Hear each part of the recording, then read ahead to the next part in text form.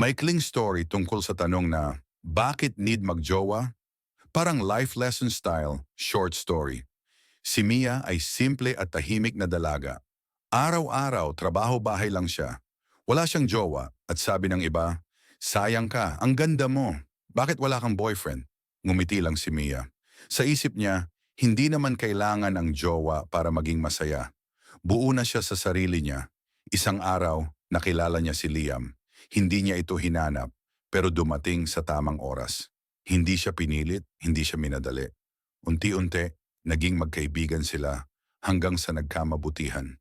Doon niya na-realize, ang jowa hindi mo kailangan para mabuhay, pero kapag dumating yung tamang tao, mas nagiging makulay ang buhay. Kasi hindi lang siya nagkaroon ng partner, nagkaroon siya ng kasama sa laban ng buhay. Isang taong handang makinig kapag pagod siya, handang kumapit kapag nadapa siya, at handang ngumiti kahit siya'y umiiyak.